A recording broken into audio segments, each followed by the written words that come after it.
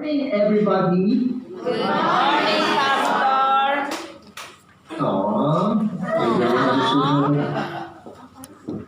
Well, are you all blessed? Amen. Are you happy to see me? Yes. Sige, I believe that it's a blessing na makita-kita ulit tayo because it gives that reason or it shows us na talaga napaka-faithful ng Lord sa buhay natin, di ba? Naniniwala pa kayo doon? Amen. Alright. So last Sunday, I showed to you yung portrait ng mga musicians, ng mga singers. Nakita niyo ba yun? Amen. Amen. Yeah. Ngayon, we're not there. Nasa ibang lugar tayo, so wala akong portrait. Wala yung picture ng mga singers. But, sabi nga, kahit saan tayo, hindi tayo papapigil para magamit ng Panginoon. Tama po ba? Amen. And lahat kayo dyan ay nagpapagamit ni Lord. You know, even you're just there to attend, you're sitting down, you are also allowing yourself to be used by God. Kasi ang inyong presensya, ang inyong voice, ang inyong salita, ang simpleng hi, simpleng hello, ang simpleng kamusta, ay nakakalakas sa inyong mga kasama dyan. Diba? So, continue in the Lord, mga kapatid. Right? Don't think na kayo ay wala kang ginagawa, wala kayong nagiging part, hindi kayo nagiging part sa ministry. No, you are always a part of God's work if you always allow yourself just to be used by God. Amen? Amen. So, last week, we talked about Walang imposible. wow, galing sabay-sabay. Nothing is too hard for God. Right? Nothing is too hard, right? Now, because nothing is too hard, ibig sabihin, tayo ay mga matatagumpay na mga Kristiyano. Tama po ba? Amen. Yan. Dahil tayo matatagumpay na Kristiyano, may mga ilang katanungan lang ako sa inyo muna. Number 1, anong tawag sa ibon na mahiyain? Makalaya. Mahiya. Makahiya. Halaman yun. Halaman yung makahiya eh. Ibong malaya. Ang tawag Shy. sa ibon or ang tawag sa bird na mahiyain ay introvert. Introvert. Hindi palabas. Ito, anong tawag sa malungkot na pare? Malungkot na pare? Lonely father. Loli father.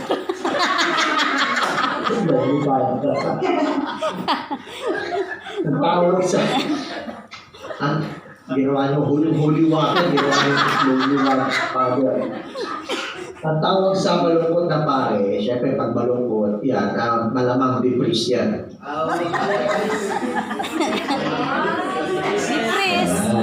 Depress. Diba? Depressed. Pag malungkot, baka depressed. Ito, last na. Anong insekto ang walang gilagid? Gilagid. Ano ba yan? Ayan, nasa tayo, biology. Anong insekto ang walang gilagid? Ano? Ipis. Ang insekto na walang gilagid, ang tawag dyan, langgams. Langgang.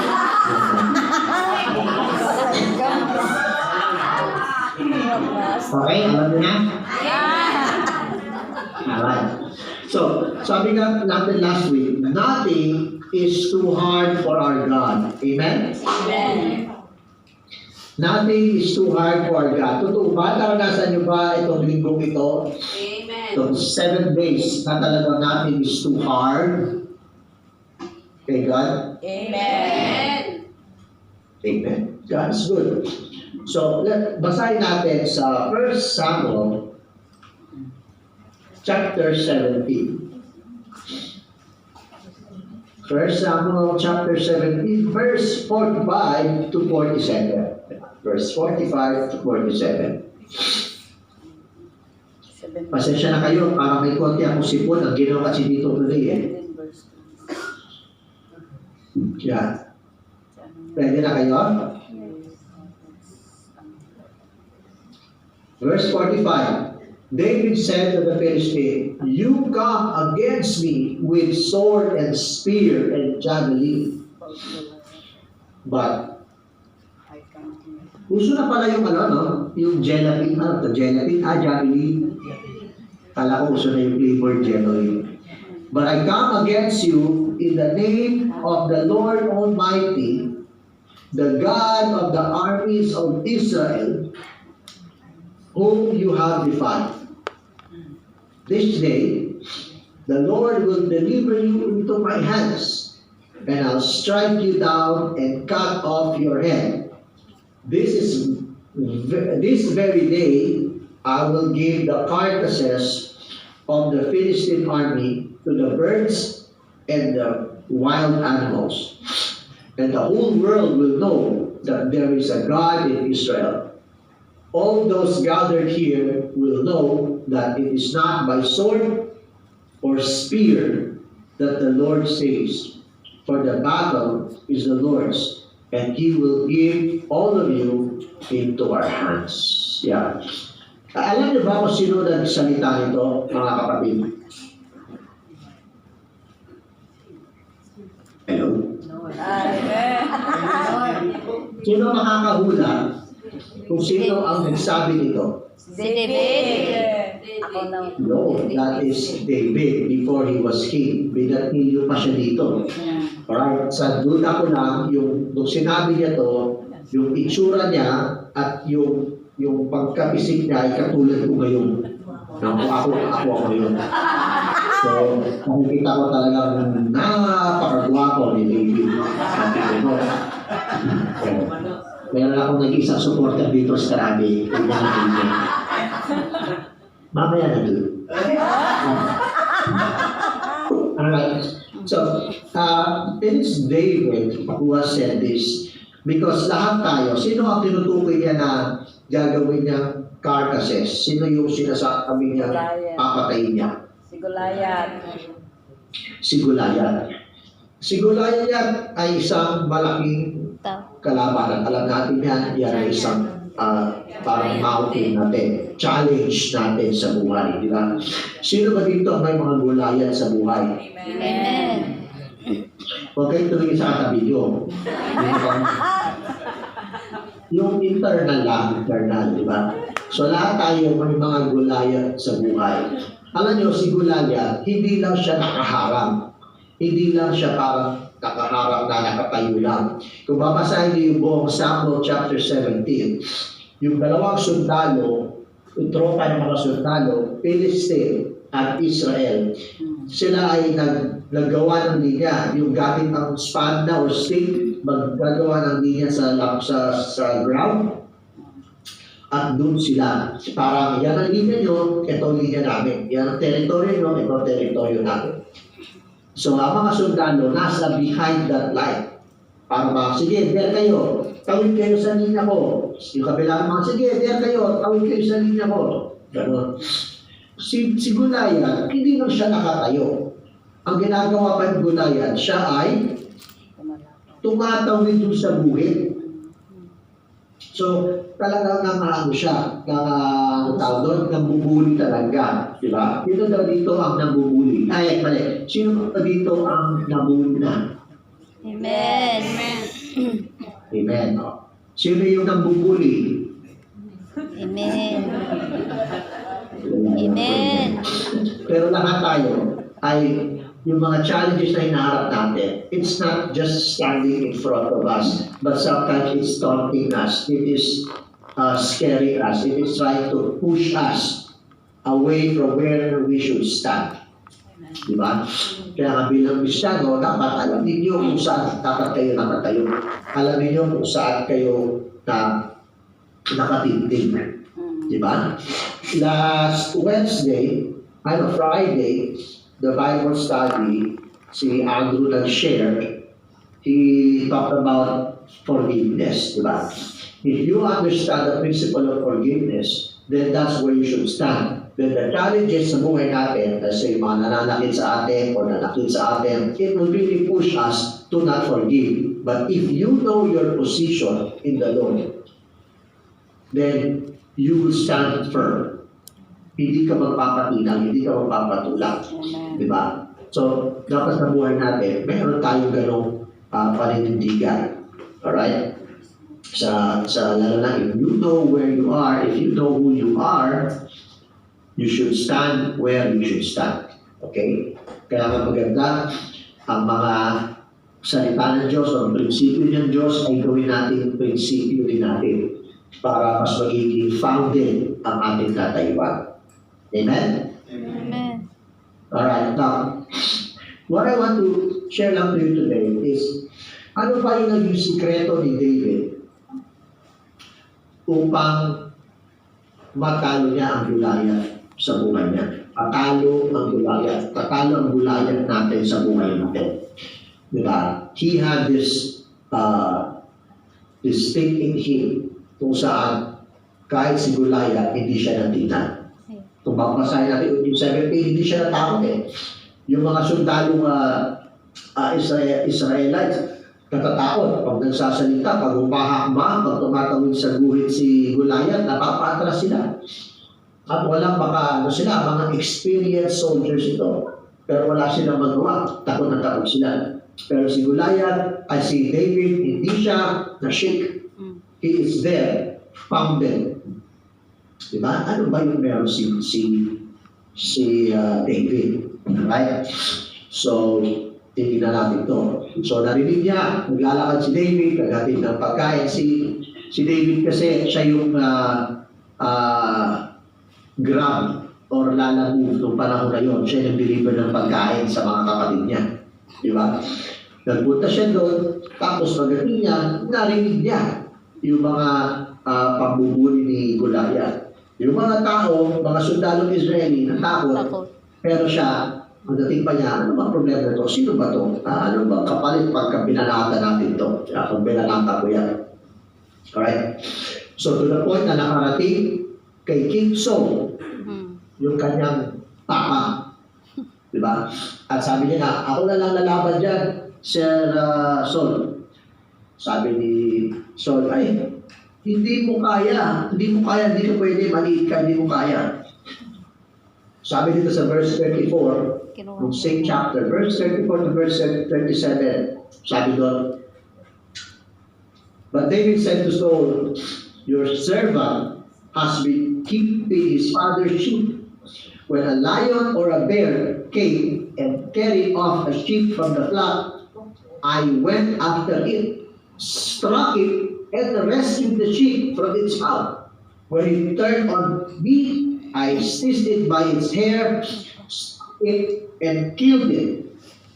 Your servant has killed both lions and bears. This uncircumcised Philistine will be like one of them, because he has defied the armies of the living God. The Lord who rescued me from the paw of the lion and the paw of the bear will rescue me from the hand of this Philistine. Kaya sabi ni Saul, nakonvince siya, go, and the Lord be with you. At you will see here yung pinaggagalingan ni David kung bakit hindi siya natitignan. Okay? So, I'll start with this one. Number one, doon sa unang binasa natin, sa verse 45 onwards, bakit na ba nanalo si David? Tanong ko lang mga kapatid, gusto nyo bang maging matagumpay kayo sa mga gulayan ng buhay nyo? Amen. Alright. So unang-una, sa binasa natin, si David, he declared victory bago pa siya lumaban kay Goliath. Alright? Sa verse 45 to 47, talagang dineclare niya ang victory. Sabi niya, pumunta ka dito, dala mo sword, spear, javelin. Well, ako, ang dala kong pangalan ng Diyos. Di ba? Ito pa, ang pangalan ng Diyos na dala ko, yun yung nilalait mo. Iyari ka, double dead ka, Goliath. Di ba? This day, the Lord, yun ang declaration, this day, sa verse 46, this day, the Lord will deliver you. Tapos na ba yung laban nito? Di ba? Hindi Kasi pa. pa kanya si Goliath eh. Tama? Yes. Amen? Amen. Amen. Alright. Pwede ko kasi kayo makita eh. Hindi ko lang kung narinig na ako eh. Amen, di ba? Bago pa nangyari ang laban, sinabi na niya, ngayon, i-deliver ka ng Lord sa akin. Okay? Tapos, I will strike you down, puputulin ko ang ulo mo at ipapakain kita at yung kabangkay mo, ipapakain ko sa mga wild animals. He declared victory over Goliath. Nagagawa ba natin yung sa buhay natin? Minsan, pag dumarating ang Goliath, instead of declaring victory, ang nag-declare natin ay what? Fear. Yung hindi natin kaya, malabo, mahirap, di ba? Yung mga bagay na, kasi the more tayo mag-focus sa mga bagay na hindi dapat rin fokusan, yun ang ating nakakamit. Amen? Nakarinig na ba kayo? Di ba sino yung may mga parakol sa company nila? Yung mga may parakol? Sino dito nakaranas? Pag Christmas, may parakol yung company. Meron ba? Amen. Okay. Di ba minsan ang mga prices, totoo ba yung ibang company, lalo na pag malaki yung company, ang mga prices sa raffle is TV, may ganun ba? Yes. Maganda, di ba? Yeah. Tapos ano yung pinakamaliit na price? Toaster. Ha? Ano yung pinakamaliit na price na nakukuha natin? Kahit yung mga pinamingay? Electric fan? Payong? Diba? Ano? Toaster. Alright. So, sa iba, dito sa Pilipinas, minsan ang pinakamababang o pinakamaliit na price is payong. Diba? So, from TV, microwave, refrigerator, tapos yung pinakamaliit, payong. Yeah. So, you can see, kapag ikaw yung empleyado at umaasa ka na manalo, kadalasan, sinasabi ng mga empleyado na dito, ako, sana, kahit ano, mapanalunan ko na, wag lang ang payong. Payong. Diba? So, paulit-ulit mo sinasabi yan, kahit ano na mapanalunan ko, wag lang ang Payong. Anong nasa isip mo parate? Payong. Anong sinasabi mo parate? Payong. Paano makukuha mo? Payong. Yes? So, dahil parati ka nakafocus doon sa mga iniisip mo at sinasabi mo, yun ang makukuha mo. Yes? So, kapag mayroong Goliath na nakaharap sa atin, tumatawid sa gubat, binubuli tayo, tinatakot tayo, tinatakot tayo. Ano ang tendency na sasabi natin? Naku, baka maapakan niya tayo, baka makuha niya tayo, baka mapatay niya tayo, baka malugi tayo, baka masaktan ako ba? So lahat ng iniisip mo, sinasabi mo, na-declare mo, ay siyang nangyayari. Amen. Alright? So, ang ginawa agad ni David is this. Ang ginawa ni David is before anything else, bago ang lahat, Nagpray. bago siya nakipaglaban, bago siya naglagay ng bato sa kanyang slingshot, nag-declare na siya agad.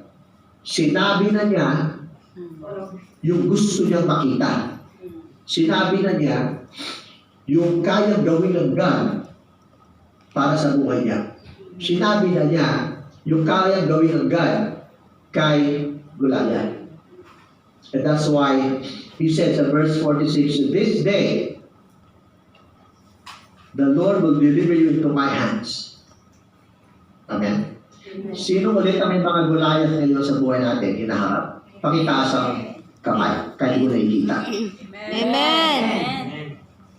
Now, tell your Goliath right now. Tell your Goliath right now. This day, This day, the Lord will deliver you the Lord will deliver you into my hands. Into my hands. And I'll strike you down I strike you down and cut off your head and cut off your head. in Jesus' name. In Jesus' name. Yeah. So, if you are facing that, sanayin natin ang sarili natin and we speak victory before even the battle happen. It's a physical. Because your mind should always be focused and placed on the battle has been won already in the spiritual. Diba? Kaya niya. Kaya-kaya ng Panginoon. Amen. So, that's number one. We should always declare victory even before we face Him. Amen? Okay po ba mga kapatid? Amen.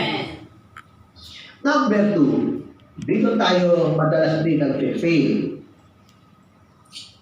Si David, ang confidence niya is rested sa past experiences niya.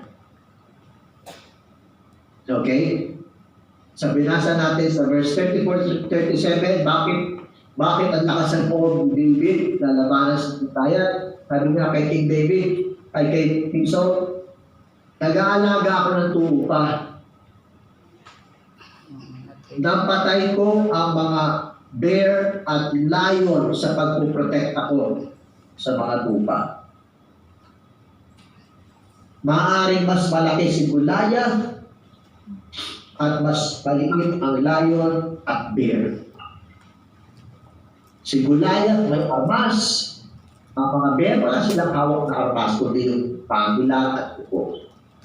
Pero, kung paano ko sila napatay, kung paano ako niligtas, itinawid ng Diyos sa mga maliit na lion na yon, sa mga maliit na bear na yon, compared kay Goliath, ganun din ako na ililigtas at itatawid ng Diyos kay Goliath. Sa buhay natin, be honest, can you really testify na wala pang kahit isa ginawa ang God sa buhay natin?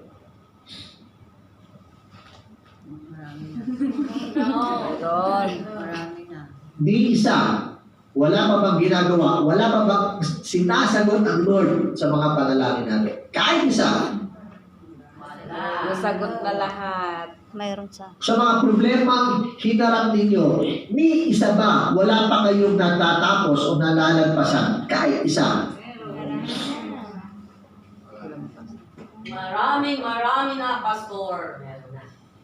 So, if you have seen and experienced ang mga ginawa ng God sa buhay ninyo, pag meron dumating na Goliath sa buhay natin, ganon din ang gawin natin. Maging confident tayo. Amen. Parati natin balikan ang mga ginawa ng God sa buhay natin. Amen. Diba? That's why David was very confident because baon-baon niya ang mga experiences niya laban sa Goliath. Can you really say, di ba, nagpe-pray tayo ay nag-worship, tayo ay we always say, thank God. Why do you thank God? Di ba? Why do you always come to church? I'm sure you come to church because you have experienced God. Amen. Not only because you need God. I know we all need God. But what keeps you going to church is because you have experienced it. Amen. Diba? At dahil naranasan niyo siya, patuloy kayo, nagpapatuloy kayo sa Panginoon because you have seen how He has worked in your life. And actually, dahil papatuloy kayo kay Lord, hindi na napapansin na may mga gulayan na pala kayo napugutan. Yeah, amen. Di ba? May mga gulayan na pala kayong napatay. May mga gulayan na pala kayong naipakain sa mga wild animals. Hindi lang natin siya napapansin. Dahil tuwing may bagong gulayan tayo hinaharap, feeling natin, wala pa nagawa ang Lord. Wala pa tayo nalagpasan gulayan. But I believe, lahat ng mga nakaupo ngayon dyan, yung mga magagandang kapatid at gwapo kong kapatid natin dyan. Lahat naman ng mga gwapo at magaganda, kumaway na. Kaway, kaway. Wala akong nakikita eh. Bakit wala ako? Wala akong, hindi ko kayo nakikita. Pero, I believe, diba, na lahat tayo ay meron na napagtagumpayan. So, I encourage you, every time na may challenge darating, always remember what God has done. Kahit small things. Amen. Okay? Dahil ang isang maliit na bagay, o ang isang malaking bagay, magsigurado yan sa maliit na bagay. Dahil si Goliath, hindi man yan bigla na lang lumabas sa lupa. Yan si Goliath, once, ay naging sanggol yan. Naging maliit yan. Amen? Amen. So, lahat ng ating dinadaan sa buhay, kaya natin pagtagumpayan. Amen. So, pag meron kayong Goliath sa harapan nyo, likod sa likod, tignan nyo, ay, ang dami ng ginawa ng Lord sa akin. So, ligyan nyo ng bato ang inyong slingshot at itapon nyo lang kay Goliath. Amen? Okay po ba? Yeah. Amen. Now, pangatlo, so meron tayo dyan. Number 1, David declared victory even before he fought Goliath. Number 2, by confidence, si David because of his past experiences. Alright? Pangatlo, he knew na mayroon talagang 100% siya ay magtatagumpay dahil siya ay haharap kay Goliath in the name of the Lord. Amen. Amen. Hindi sa sarili niya. Yes. Amen? Hindi sa sarili niya. Haharap si Goliath, ay haharap si David kay Goliath ng may tapang, ng may kasiguraduhan na mananalo siya dahil siya ay lalapit sa pangalan, dala ang pangalan ng Panginoong Jesus. Amen. Tayo ba ay Christians? Amen. Pag tinawag na Christians, we are little Christ or we are followers of Christ. Amen? We know that the name of Jesus is very powerful. Do you believe that? Amen. Do you know that ang pangalan ng Panginoon ay very powerful to the point na even the witch or yung mga witches ay ginagamit ang pangalan ni Jesus as a formula sa kanilang mga dasal. That's how powerful it is. Alright? So, if you face your Goliath coming from the name of Jesus, then you are victorious. Amen. Okay? Kung ano man ang pinagdadaanan natin sa buhay ngayon, ano mang challenge niya, if you will fight the battle of your own, if you will fight Goliath, because inapiga si Paulo, inapiga si Alex, then we will lose the battle. Amen. But if we will face our Goliath, dala natin ang banner ni Jesus. You know, when we say we bring the banner of Jesus, or dala natin, or sumasakay tayo sa pangalan ng Panginoong Jesus, It's not para gamitan mo lang siya as weapon, ginagamit mo lang siya. Ibig sabihin ganito, kung ano man yung prinsipyo ng Diyos, sinasakyan mo. Mm. Okay? Ibig sabihin, pag merong tao na nanakit sa'yo, nanlait sa'yo, or sinaktan ng damdamin mo, or basta may ginawang hindi maganda sa'yo, and if you are riding in the name of Jesus, ang dinadali niya ay hindi ikaw, kundi si Jesus. Amen. Okay? Kaya nga sabi, alam nyo, kapag kayo ay nasa prinsipyo ng Panginoon, ano tendency, tayo ay anong tawag doon, yung anong ginagawa sa mga nag-share ng gospel? Yung, ginagawa sa mga nag-evangelize. Pag na-persecute tayo, hindi tayo ang dinatali nila. Ang dinatali nila sino? Pangalan ng Panginoon. Amen. So, what will happen is, dahil hindi ikaw ang personal na umaatake, hindi ikaw, tinatanggap mo ng mga nagpe-persecute sa iyo ay hindi directly laban sa iyo, kundi directly laban sa Panginoon. So, when you just stand and fight, dala ang pangalan ng Panginoon, definitely not. Pero let me clear, baka mamaya, managulog tayo, in the name of Jesus! Hindi ganon. The point lang is, when we say battle, or we will fight with others, or yung tatayuan natin yung totoong prinsipyo, hindi tayo pag-away ka. Sabi nga sa Bible, our battle is not with the physical eh. Yeah. Diba? Amen. So you sabihin, you don't take revenge into your own hands. Yeah. You don't take, justify yourself into your own hands. Amen. You let God do it. Pag may nangyari sa'yo, let God do it. Let God do it.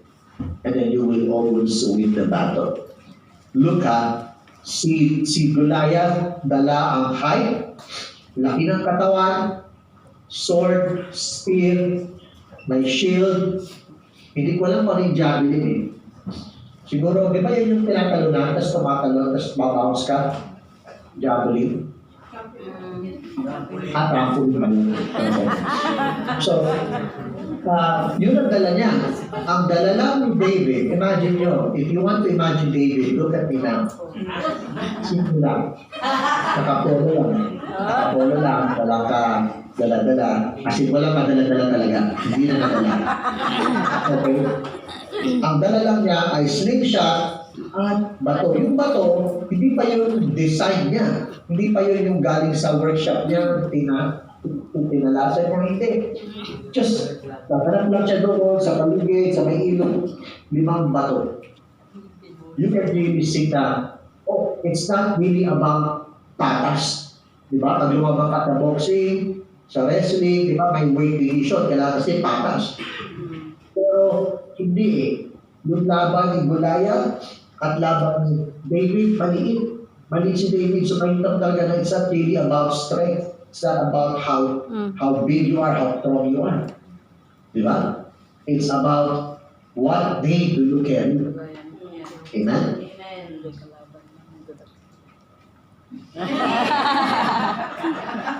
So, remember, when you carry God's name, sure ball yan.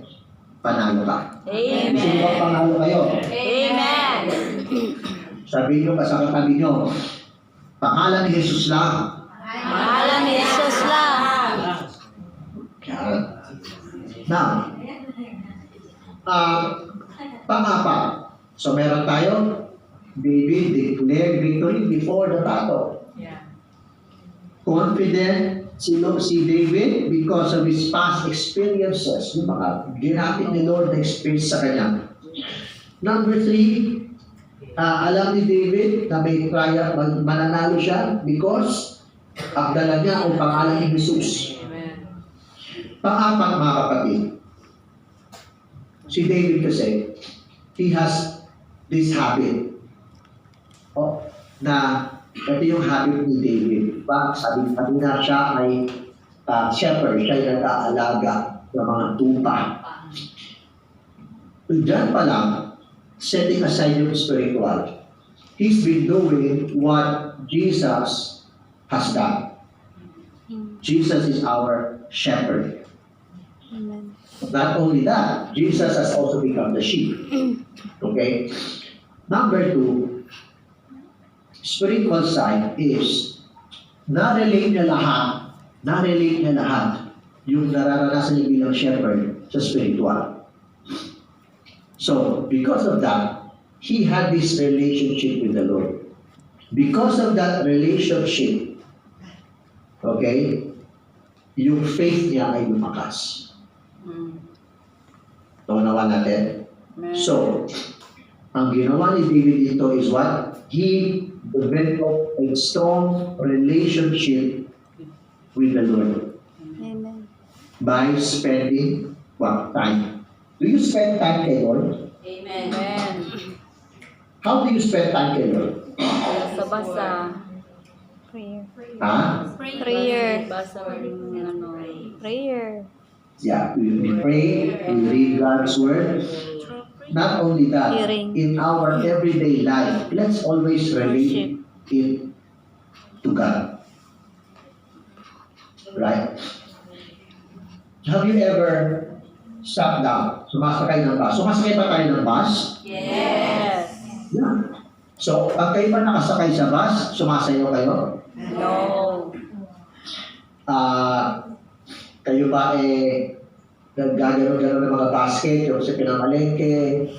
Hindi, di ba? Ang tendency, pag tayo sumasakay ng bus, is either pag puno, tayo ay nakatayo. Pag hindi puno, tayo ay tapos syempre, naman, pag walang laman yung bus, nakatayo pa. So, syempre, tutupo tayo. So, have you ever wondered, or have you ever done this one, na habang nakaupo kayo sa bus, nakatayo, and then you look at the surroundings, and then you see, wow, ang layo ng lugar ko. Kung nilakad ko ito, nakakapagod. Lord, thank you, no? Buti merong bus. Diba? Amen. When you see an old lady walking, if you think she's really older than you have that, Lord, gusto ko pag tumanda ako, ganyan pa lang akong kalakas. So, hindi lang tuwing, I need to read the Bible. I need to pray. That's good. Tuloy niyan. Pero, wherever you go, whatever you're doing, you always have that relationship with God. Amen. Amen? Amen. Amen. So, we have that relationship with God sa lahat ng bagay. Para lang tayo mag-on or mag-asawa. Diba? Na you always find, lahat na pag mag-asawa kasi kayo, napapansin nyo sa mga may asawa, halos lahat na pag-uusapan ninyo, di ba? Lahat ng bagay. Kami ni Sister Abby, pag nasa kotse, pag may nakita kami magandang kotse, wow, I pray na magkakaroon tayo ng ganyan kotse. Amen. Tapos pag may nakita ang buwakong lalaki, Dado, may nakakagwapo, oh. Wow! Di ba? O, pag may nakita akong maganda, tahimik lang ako. Baka kami sa kami. Diba? So, yan, nagtuloy ako. Ngayon pala, hindi na, sige yan pala nagagamit. So, bigla na lang may kukurot sa likod ko habang nagtatry. No. Tapos makakarating sa Hong Kong, magte-text na sila, Gape, si Lola, si Ganda, si Ganda. So, di talaga pwede. Okay. So, di ba lahat ng bagay na pag-uusapan nyo, kaya nagiging close kayong mag-asawa because you have that constant communication and relationship. Oh, ganun daw. Even with God, you might feel awkward sometimes pag hindi pa nararanasan, pero lahat na nangyayari sa paligid, you always relate it or reflect it with God. Pag mag-asawa ko, ganun. Amen? Pag may nakikita kayong, simple lang, pag may nakikita kayong ibong lumilipad, Lord, thank you. Dahil nakakalipad yung ibon. Kasi pag wala, hindi nakakalipad yung ibon, hindi sabihin walang hangin, hindi kami makakahinga. Lagot. Diba? Or, ito lang, pag nasubukan nyo na ba mga kapatid. Mag-amen lang kayo kung naranasan nyo na. Yung tipong pagising nyo ng umaga, pagbukas nyo ng wallet nyo, walang laman. Amen. Araw-araw, di ba? Ganun. Araw-araw, pagising ko. Di ba? Sobrang epic, kahit ako ka. Di ba? Pero,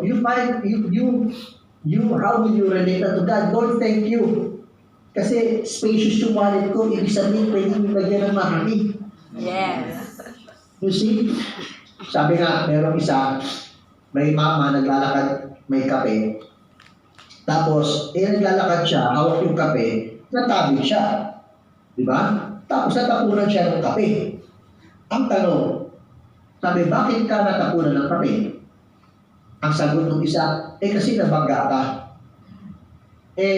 Why not look at the other side? Hindi kaya natapunan ng kape kasi may lamang kape yung baso mo.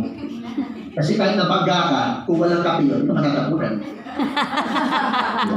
So, looking at it in different things, and then connecting with God, talking with God, relating with God, and then, mag-grow ang relationship ninyo. Alright? Amen. So, Amen. kapag may dumating ng gulayat sa buhay ninyo, wow! It's as simple as automatic na sa'yo na hindi ka na magugulat, hindi ka mabibigla, because you know Amen. that God can always deal with it. And because you have learned to always connect it with God, na parating meron God ibibigay sa iyo na wisdom. Amen. Amen. Di ba, pagkakilala mo ng isang tao, pag you're so related, so close, strong ang bonding ninyo, malayo pa lang alam ninyo na. Pag lumalabas kami ni Sister Abby, mag-gym, we go to gym ni Sister Abby, Oh. because we want to look good and healthy. Right? Malayo pa lang kami, pag sige yan ay iiwan, malayo pa lang kami, binubuksan niya na yung pinto.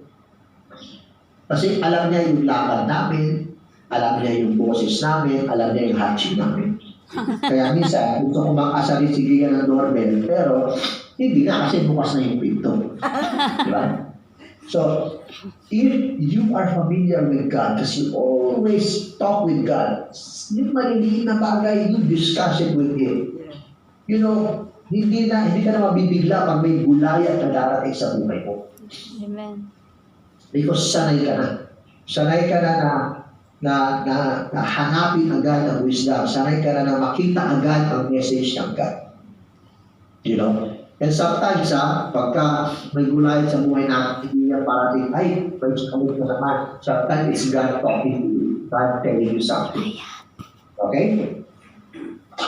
Amen po? Amen. Alright, so, we develop that relationship. So remember these 4 things, mga kapatid. It's only 4 things. When you face a Goliath in your life. Declare victory before you even start the battle. Amen.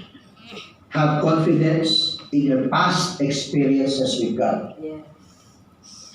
Know that the name of the Lord carries victory. Amen. Okay? At pang-apat, you develop that strong relationship with God Amen. by always see everything as a chance to communicate. See everything as a chance to see how awesome our God is. Amen? Amen. Kaya mga kapatid, maraming salamat dahil lahat tayo ay nabibigay ng panahon tuwing linggo, andyan kayo parate. It just shows that you want to have that relationship with God. So, pag may gulayat, nahaharap sa inyo, sigurado yan si gulayat. Pag pasarado, ahitan ninyo, pugutan ninyo. Kaya nyo itumbayan. Sa dahil naniniwala ko na kayo ay mga believers of the Lord. Amen? Kaya, yun po mga kapatid, hope to see you soon. I think parating na sila mamaya, so makikita kita na ulit kayo. Amen. We we had fans in New York.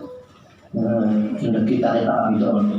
Kaya, we are happy to let you know. Anyway, God bless po kapatid. Let me pray for you. Tayo po ay pumikit. At yung po ay let me pray for you. Lord, we thank you so much araw ito, Panginoon. We know, Lord, that you are always there to remind us, Lord, that we are like David. We may be small, we may be fragile in the physical, but you always remind us that you are there, that you are always in our hearts, in our minds, and in our life. Amen. So I declare, as we have shared today, Lord, that we will always declare victory before every battle. Amen. Lord, that we will believe in you. We will believe and look back on all the testimonies that you have done in our life, so we can conquer every new Goliath sa buhay namin. And we know, Lord, that in your name there is victory. Amen. Remind us, teach us, Lord, to always spend time with you. Amen. Wherever we go, Amen. teach us that, Lord. Remind us. Amen. Because you are longing for our attention. Yes, ma'am. You are always longing, Lord, for our praises for you. Amen. Thank you. Thank you for everything. Lord, I bless my brethren, their families in the Philippines. Protect them, Lord, sa heat wave na meron ngayon sa Pilipinas. Yes, Lord. Cover them with your most precious blood. And even our brethren sa Hong Kong, I speak blessing. I release the blessings of opportunities, the blessing of love, peace, and understanding. In Jesus' name we pray. Amen. Bye, Pastor. God bless you. God bless you. See you. Pag-iisip lang na. Bye. Bye.